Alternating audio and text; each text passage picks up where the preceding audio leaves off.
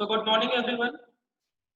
Economy and government budget के पहले lecture में हमने डिस्कस किया था गवर्नमेंट बजट किसे कहते हैं, और साथ ही साथ यह डिस्कस किया था कि ऑब्जेक्टिव ऑफ गवर्नमेंट बजट क्या होते हैं।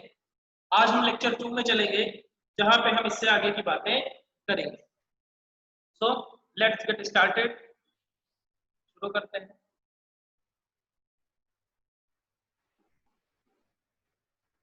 देखो, कंपोनेंट्स ऑफ गवर्नमेंट बजट मतलब गवर्नमेंट बजट में क्या क्या होता है। बेसिकली हम जब बजट बोलेंगे तो we are talking about government budget only. मतलब इस चैप्टर में हमारे लिए, और वो भी गवर्नमेंट बजट किसका, सेंट्रल गवर्नमेंट का, यानी केंद्र सरकार का गवर्नमेंट बजट, उसके बारे में हम डिस्कस करेंगे यहाँ पर। उस जब भी मैं बजट कहूँ मतलब बजट ऑफ सेंट्रल गवर्नमेंट। तो कंपोनेंट्स ऑफ बजट मतलब बजट के दो हिस्से होते हैं। एक होता है बजट रेसिप्ट, यानी पैसे एक तरफ आते हैं, और दूसरा बजट एक्सपेंडिचर, यानी पैसे एक तरफ खर्चे लिखे जाते हैं। अब रेसिप्ट दो तरीके की होती है, यही सारे चैप्टर में हमको पढ़ना है। एक होती है रेसिप्ट रेवेन्यू रेसिप्ट, और दूसरी होती है कैपिटल रेसिप्ट। और एक्सपेंडिचर भी दो तरह के होते हैं, रेवेन्यू एक्सपेंडिचर और कैपिटल एक्सपेंडिचर। मतलब कुल मिला के देखो, बजट में एक तरफ रेसिप्ट लिखी जाती है और फिर खर्चे भी लिखे जाते हैं। तो अब यही रेसिप्ट दो तरीके की होती है, रेवेन्यू रेसिप्ट और कैपिटल। खर्चे भी दो तरीके के होते हैं, रेवेन्यू एक होता है और दूसरा कैपिटल होता है। तो इन्हीं के बारे में हमें डिस्कस करना है। पहले हम डिस्कस करेंगे बजट रेसिप्ट्स के बारे में, उसके बाद डिस्कस करेंगे बजट एक्सपेंडिचर्स के बारे में। अब देखो, अगर बजट रेसिप्ट्स की मैं बात करूं तो budget receipts refer to the estimated money receipt of the government from all sources during a fiscal year. मतलब सरकार एक साल में, एक फाइनेंशियल ईयर में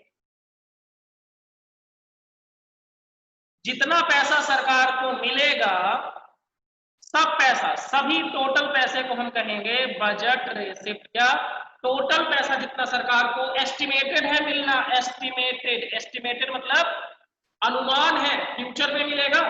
बजट फ्यूचर के लिए बनाया जाता है, ये बात तो आप जानते हैं। तो इससे क्या होगा, आपका पैसा भी फ्यूचर में मिलेगा, तो उसे हम कहेंगे बजट रेसिप्ट। क्या कहेंगे, बजट रेसिप्ट। मतलब सरकार को कितना पैसा आ रहा है, सिंपल सी बात, चाहे वो कहीं से भी आए, वो सब इसमें आएगा बजट रेसिप्ट। अब बजट रेसिप्ट दो तरीके की होगी, एक है रेवेन्यू रेसिप्ट और दूसरा है कैपिटल रेसिप्ट। ठीक है। अब ये सारी चीजें जो इसमें लिखी हुई है नीचे, revenue receipt, tax revenue, non tax revenue, borrowing, recovery of loan, other receipt, ये सब कुछ हमें डिटेल में पढ़ना है। So we will start with revenue receipt. सबसे पहले हम रेवेन्यू रेसिप्ट पढ़ेंगे, उसके बाद कैपिटल रेसिप्ट पे जाएंगे। अभी तक किसी को कोई डाउट हो तो जल्दी से क्विकली रिप्लाई कर दीजिए प्लीज।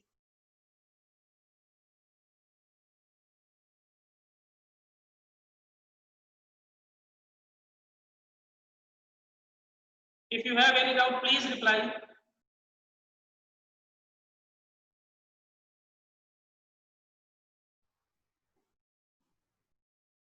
ठीक, आगे चलते हैं। अब बहुत ध्यान से सुनिएगा, रेवेन्यू रेसिप्ट के बारे में कह रहा हूं, बहुत ध्यान से सुनिएगा। यहां से आपके चैप्टर का मेन फेज स्टार्ट होता है, रेवेन्यू रेसिप्ट। देखो, revenue receipts are regular and recurring in nature and government receives them in its normal course of activity. ये तो ठीक बात है। अब देखो, रेसिप्ट का मतलब होता है पैसा आना। रेसिप्ट मतलब क्या होता है, पैसा आना। ठीक है, मतलब सरकार को पैसे मिल रहे हैं, सरकार को पैसे मिल रहे हैं, तो वो हो गया रेसिप्ट। सरकार को पैसा मिल रहा है, वो हो गया रेसिप्ट, यानी सरकार की प्राप्ति। ठीक है, सरकार के लिए कह सकते हैं इनकम। अब सुनना, revenue receipt, receipt is revenue receipt, उस रेसिप्ट को रेवेन्यू रेसिप्ट कहेंगे if it satisfied both of following conditions. Both essential condition, both essential condition मतलब दोनों कंडीशन को क्या करे, सेटिस्फाई कर दे। सुनो, बोथ इसेंशियल, तो मतलब दोनों कंडीशन को, कोई एक नहीं, दोनों की दोनों। पहली कंडीशन क्या है, इट नीदर क्रिएट्स और increases liability of the government, मतलब ये ना तो सरकार के कर्जे में वृद्धि करे, लोन में वृद्धि करे, मतलब सरकार की लाइबिलिटी ना बढ़ाए, सरकार का लोन ना बढ़ाए।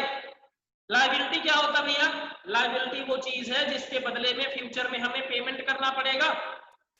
तो पहला काम ये क्या करे, इट नीदर क्रिएट्स, मतलब ना तो, हिंदी में लिख रहा हूं ये ज्यादा, ना तो लाइबिलिटी बढ़ाए, किसकी, सरकार की,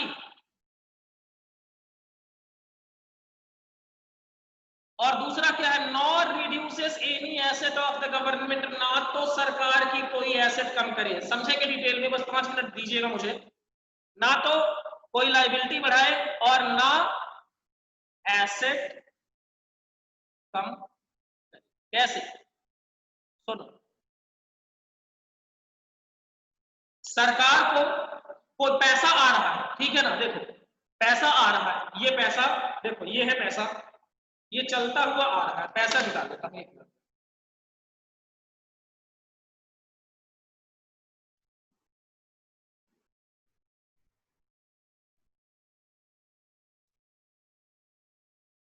ये पैसा हमारे पास आ रहा है, ठीक है ना, तो रेसिप्ट हो गया। अब ये पैसा आया, ठीक है, तो हमने इसको एक थप्पड़ लगाया कि बता तू रेवेन्यू है, रेवेन्यू रेसिप्ट है क्या, तो बोलेगा सर मार क्यों रहे हो, बता रहे हैं ऐसे ही पूछ लो। हमने बोला अच्छा बैठ तू, हमने पहला सवाल पूछा, हमने पहला सवाल पूछा कि क्या तू सरकार की लाइबिलिटी बढ़ाता है, इसने कहा नहीं।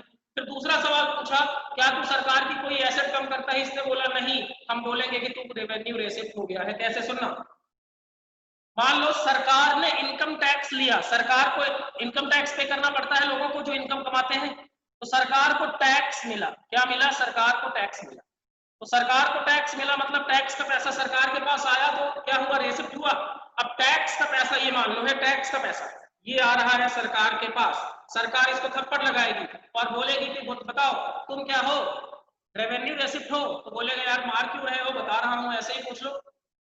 उससे दो सवाल पूछेंगे, पहला, क्या तुमने सरकार की कोई लाइबिलिटी बढ़ाई है, भाई टैक्स के बदले क्या सरकार को कुछ फ्यूचर में पेमेंट करना है, नहीं, टैक्स के बदले सरकार को फ्यूचर में कोई पेमेंट नहीं करना पड़ता। तो पहली चीज तो ये हो गई, लाइबिलिटी नहीं बढ़ाई। दूसरा, क्या तुमने सरकार की एसेट कम की है, एसेट कहां कम की, एसेट मतलब जिसको हम लिक्विडिटी में कन्वर्ट कर सकते हैं, लिक्विड फॉर्म में कन्वर्ट कर सकते हैं, वो एसेट कहलाती है। क्या सरकार की इसने कोई एसेट कम की, क्या संपत्ति बेची कोई, नहीं, तो ये रेसिप्ट क्या बन जाएगी, रेवेन्यू रेसिप्ट। और समझते हैं, सुनना, मान लो दूसरा, सरकार ने लोन लिया, कहां से लोन लिया, आईएमएफ से लोन लिया, कहां से लोन लिया, आईएमएफ, ठीक है ना, यहां से लोन लिया। अब सरकार को पैसे मिले, पैसे मिले तो मतलब रेसिप्ट तो हो गई, ठीक है। अब इस रेसिप्ट से दो सवाल करने हैं, दो सवाल, दो सवाल। पहला, क्या तुमने कोई लाइबिलिटी बढ़ाई, ये सरकार ने लोन लिया तो लाइबिलिटी बढ़ गई, लाइबिलिटी बढ़ गई मतलब फ्यूचर में पेमेंट करना पड़ेगा। पहली कंडीशन ही इसने पूरी नहीं की, तो ये रेवेन्यू रेसिप्ट कभी भी बन नहीं सकती, ठीक है। तो देखो और थोड़ा सा समझते हैं, यहां पर टैक्स कलेक्टेड बाय गवर्नमेंट, पहला सवाल क्या पूछोगे, पहला पूछेंगे कि क्या सरकार की लाइबिलिटी बढ़ी, सरकार की लाइबिलिटी बढ़ती है क्या टैक्स से, नहीं बढ़ती, तो इसका जवाब है नहीं। दूसरा, क्या सरकार की एसेट कम हुई,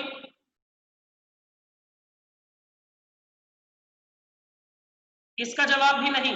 दोनों कंडीशन पूरी कर दी इसने, दोनों कंडीशन को क्या किया, पूरा कर दिया, तो हम कहेंगे कि ये रेसिप्ट क्या बन जाएगी, रेवेन्यू,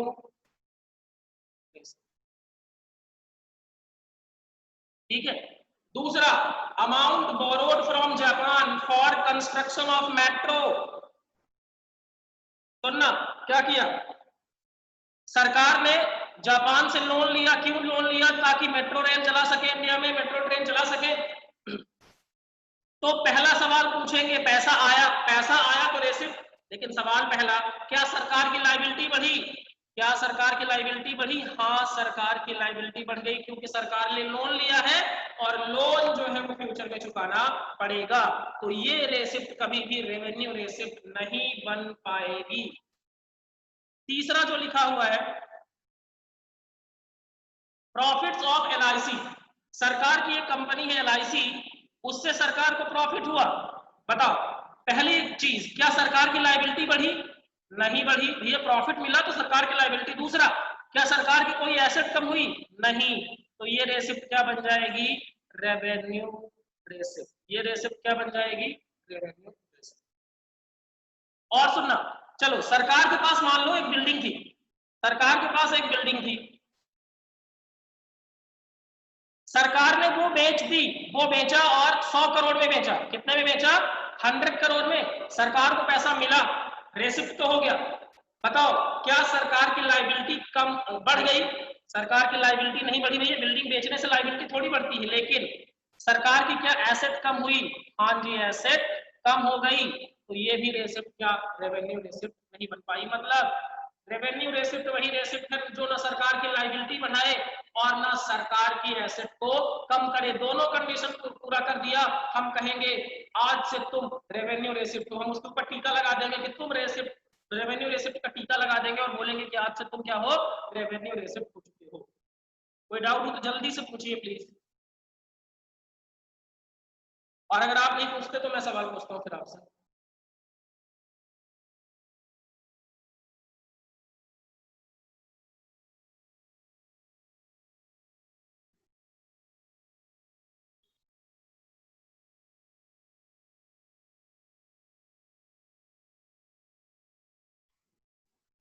चलिए दूसरा आपसे एक सवाल और पूछता हूँ, ठीक है, बताइएगा। सरकार का एक कंपनी में इन्वेस्टमेंट था, सरकार का इन्वेस्टमेंट था, इन्वेस्टमेंट सेल कर दिया, sold by government, rupees 500 crore. 500 crore का इन्वेस्टमेंट था, सरकार ने बेच दिया। बताइए, ये रेसिप्ट रेवेन्यू रेसिप्ट है कि नहीं? सरकार का इन्वेस्टमेंट था 500 करोड़ रुपए का, वो सरकार ने बेच दिया। ये पैसा आया होगा बेचने पर। बताएं, ये रेसिप्ट रेवेन्यू है कि नहीं? And why it is not revenue? देखो, कोई भी पैसा आया ना, दो सवाल पूछना। दो सवाल, क्या तुमने लायबिलिटी बढ़ाई? क्या तुमने लायबिलिटी बढ़ाई? इसने कहा नहीं, हमने कहा वेरी गुड, पहली कंडीशन सेटिस्फाई। दूसरा, क्या तुमने एसेट कम की? भैया एसेट, इन्वेस्टमेंट एसेट होता है, ये एसेट कम हो गया बेचने पे, बेच दिया हमने तो एसेट क्या हो गया? कम हो गया। इसने कहा हाँ, हमने एसेट कम कर दिया। दोनों कंडीशन पूरी नहीं हुई, एक ही कंडीशन पूरी हुई, दोनों कंडीशन पूरी नहीं हुई, तो ये रेसिप्ट क्या बन जाएगी? ये रेसिप्ट रेवेन्यू रेसिप्ट नहीं बन पाएगी। कोई डाउट?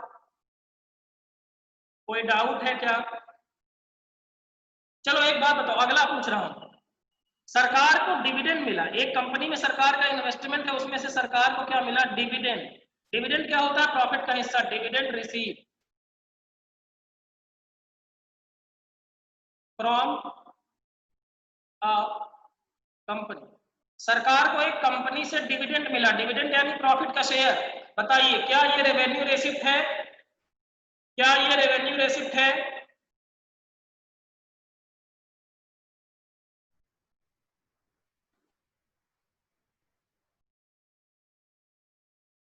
जल्दी रिप्लाई करिए प्लीज। रेवेन्यू रेसिप्ट है। क्यों रेवेन्यू रेसिप्ट है? क्यों?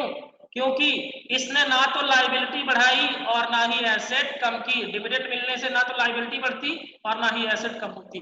तो दो कंडीशन अगर पूरी हो गई तो हम कहेंगे कि रेसिप्ट्स आर रेवेन्यू रेसिप्ट्स। ठीक है, अब ये क्या है?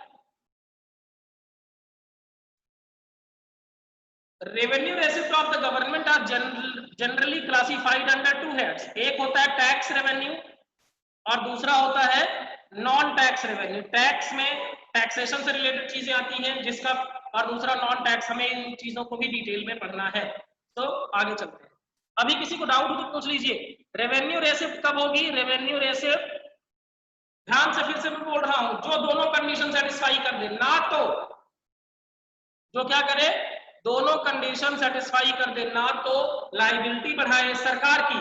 हम यहां सारी बातें किसके हिसाब से कर रहे हैं? We are talking about the government only. ना तो सरकार की एसेट बढ़ाए, ना तो सरकार की लायबिलिटी बढ़ाए और ना ही सरकार की एसेट कम करे। ऐसी रेसिप्ट को हम रेवेन्यू रेसिप्ट के नाम से जानते हैं। ठीक है, आगे चलते हैं। अब बात करते हैं टैक्स रेवेन्यू। टैक्स किसे कहते हैं? आपने नाम सुना होगा कि इस पे टैक्स लग गया। टैक्स क्या होता है? देखो, टैक्स सरकार लगाती है, ये बात हम भी जानते हैं। मोहल्ले में भी लगता है गुंडा टैक्स, आपने नाम सुना होगा, जो डॉन लोग होंगे वो गुंडा टैक्स लगाते हैं। लेकिन टैक्स का मतलब क्या होता है समझना। टैक्स का मतलब होता है a compulsory contribution made by public to the government, made by public to the government under any law. किसी कानून के तहत अगर सरकार टैक्स ले तो उसे हम कहते हैं कि वो क्या है। किसी कानून के तहत सरकार अगर पैसा ले तो हम कहेंगे कि वो क्या है? टैक्स है। ठीक है, गुंडा टैक्स कोई कानून नहीं होता, इसलिए वो इलीगल होता है, वो टैक्स नहीं है। ठीक, अब सुनना जरा, टैक्स रेवेन्यू क्या होता है? टैक्स रेवेन्यू मतलब जो टैक्स और ड्यूटी मिला है वो इसमें आएगा। सरकार को जो टैक्स मिल रहा है, जो ड्यूटी मिल रही है वो आएगा। अब टैक्स है क्या? Tax is a compulsory payment. Compulsory मतलब अगर आपके ऊपर टैक्स लगाया जा रहा है तो आपको पे करना पड़ेगा।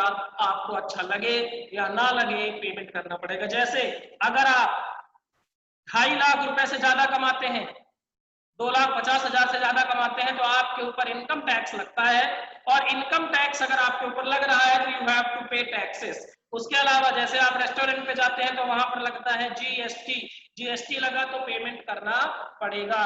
टैक्स के केस में आपके पास ये ऑप्शन नहीं होता कि आप उसका पेमेंट डाल सके। मतलब आपको अच्छा लगे या ना लगे, आपको पेमेंट करना पड़ेगा। और इसके आगे लिखा है made by people and companies. Company भी टैक्स देती है टू द गवर्नमेंट, सरकार को पेमेंट किया जाता है without reference to any direct benefit in return.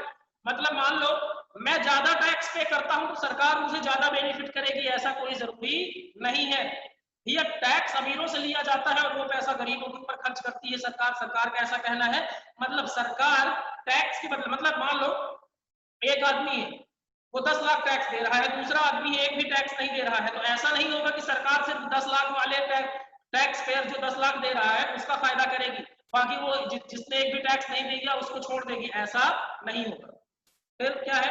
Tax, अब दो चीजें हैं। Tax is a compulsory contribution, मतलब कोई भी मना नहीं कर सकता, अगर टैक्स लगा है तो पे करना पड़ेगा। और दूसरा, सरकार जो है वो आम जनता के हितों के लिए क्या करती है? टैक्स है। अब टैक्स के दो हिस्से हैं, डायरेक्ट टैक्स और इनडायरेक्ट टैक्स। डायरेक्ट टैक्स और इनडायरेक्ट टैक्स, इसको भी बस 5 मिनट देंगे, आपको सारी चीजें समझ में आ जाएगी। अब डायरेक्ट टैक्स क्या है? देखो, direct tax is a tax of which liability to pay tax and actual burden lies on same person. सुनना जरा ध्यान से सुनना, बस 2 मिनट। मान लो ये है राम,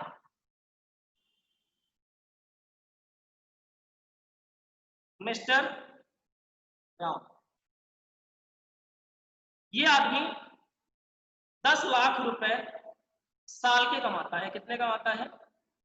10 लाख रुपए। ठीक है, सरकार ने बोला इसकी इनकम कितनी हो गई? 10 लाख। तो सरकार ने बोला हम लगाएंगे तुम पर इनकम टैक्स। क्या लगाएंगे? इनकम टैक्स लगाएंगे। अब मान लो सरकार ने बोला चलो समझ लो 1,12,500 रुपए का तुमसे हम लेंगे इनकम टैक्स। तो ये क्या मना कर सकता है? नहीं मना कर सकता, क्योंकि टैक्स क्या है? कंपलसरी कंट्रीब्यूशन है। तो सरकार इसके पैसे में से, इनकम में से कितना ले लेगी? 1,12,500। टैक्स किसके ऊपर लगाया? राम के ऊपर लगाया गया। और जेब से पैसे गए किसके? राम के गए। तो राम के पास पैसे बचे कितने?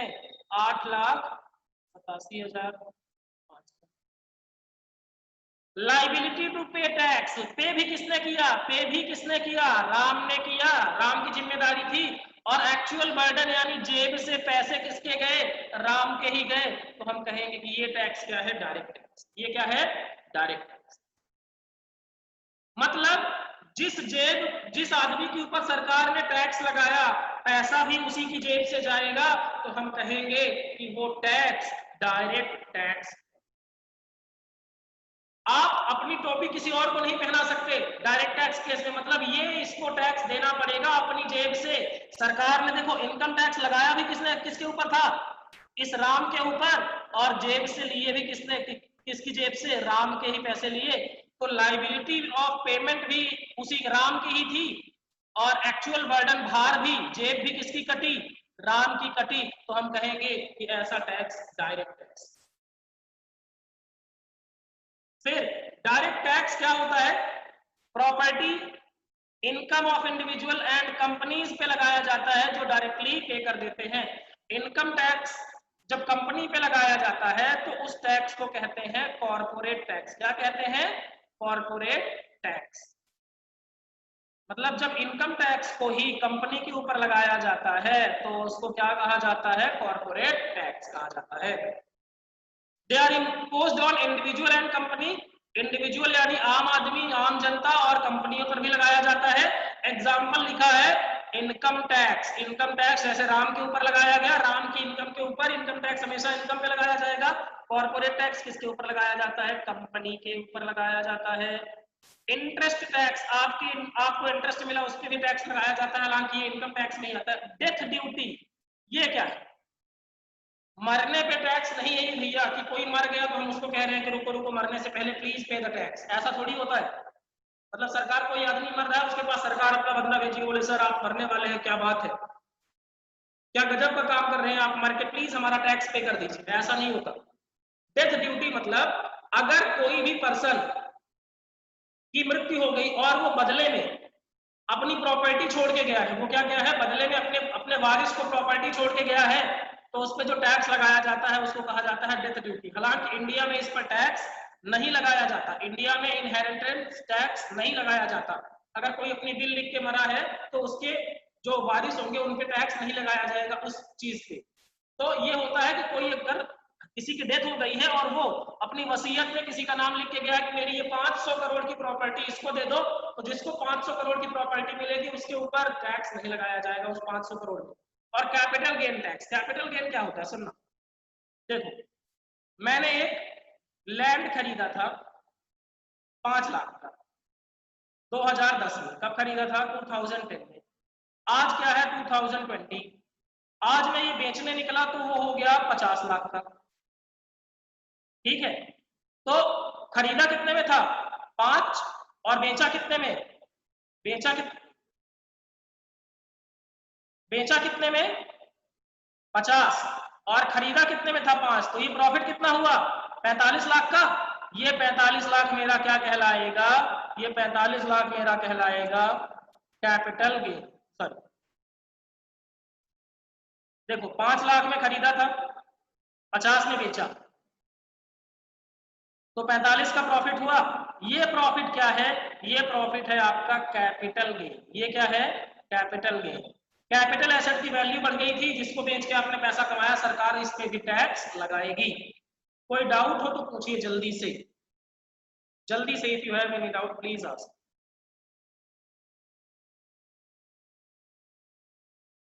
और कोई डाउट नहीं तो जल्दी से लिखिए कितने डाउट है प्लीज।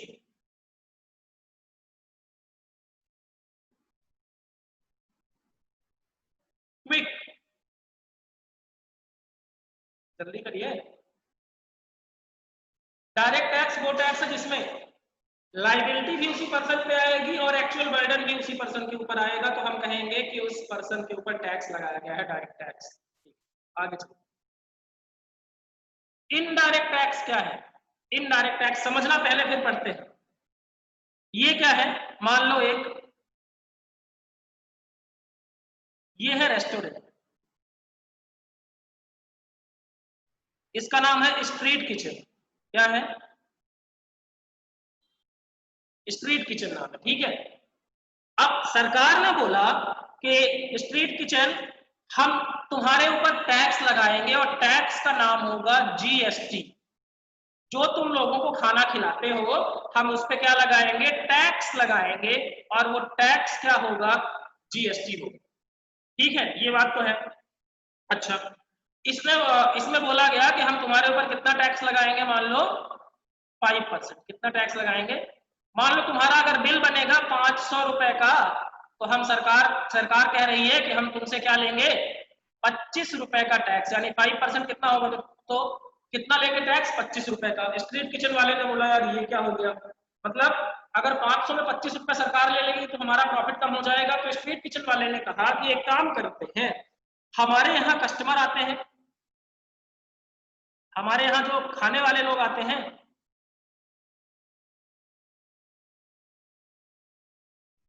एक काम करेंगे, जब इनका बिल बनाएंगे, मान लो इस आदमी ने 500 रुपए का खाया, तो 25 रुपए इसी से ले लेंगे जीएसटी के नाम पर। तो इससे कुल कितना पैसा लेंगे? 525 रुपए लिए। 525 में से 500 हमने अपने पास रख लिए और 25 रुपए किसको पे कर दिए? सरकार को, गवर्नमेंट को। ठीक है, तो ये देखो टैक्स लगाया किसके ऊपर गया था और एक्चुअल बर्डन किसके ऊपर? लाइबिलिटी टू पे टैक्स किसकी थी? स्ट्रीट किचन की थी। लाइबिलिटी टू पे टैक्स किसकी थी? स्ट्रीट किचन वाले की थी। और एक्चुअल बर्डन किसके आया? आम आदमी पे, मेरे ऊपर आया। जिसने वहां पर खाना खाया उसने क्या किया? चुपचाप 25 रुपए मेरे बिल में जोड़े और ले लिए, और बदले में और पेमेंट किसको कर दिया? सरकार को। बोले ये लीजिए आपका टैक्स। सरकार भी खुश, स्ट्रीट किचन वाला भी खुश, और दुखी कौन होगा? सिर्फ कस्टमर। ठीक है, मतलब इसमें अपना बर्डन शिफ्ट कर सकते हैं। स्ट्रीट किचन ने अपना बर्डन किसके ऊपर शिफ्ट कर दिया? कस्टमर के ऊपर शिफ्ट कर दिया। ठीक है,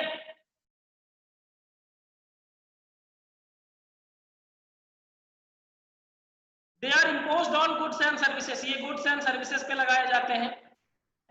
एग्जाम्पल क्या है? जीएसटी। कस्टम ड्यूटी क्या होता है? कस्टम ड्यूटी मतलब जब आप इंपोर्ट एक्सपोर्ट करते हैं, जब आप फॉरेन से गुड्स लाते हैं, जब आप इंपोर्ट करते हैं, इंपोर्ट यानी विदेश से गुड्स मंगा रहे हैं, तो उसमें लगता है इंपोर्ट ड्यूटी। क्या लगता है? Import duty. और जब आप एक्सपोर्ट करते हैं यानी गुड्स बाहर भेजते हैं, तो उस पर लगता है एक्सपोर्ट ड्यूटी। क्या लगता है? Export duty. अब इन दोनों को मिला दिया जाए तो बन जाता है आपका कस्टम ड्यूटी। इंपोर्ट एक्सपोर्ट पे लगाया जाता है। तो इनडायरेक्ट टैक्स समझ में आया? कोई डाउट हो तो पूछिए।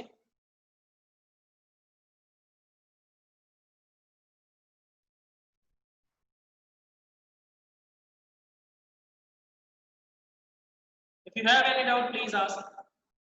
तो अभी तक हमने जो आज पढ़ा उसको 1 मिनट जल्दी से रिवाइज कर लेते हैं।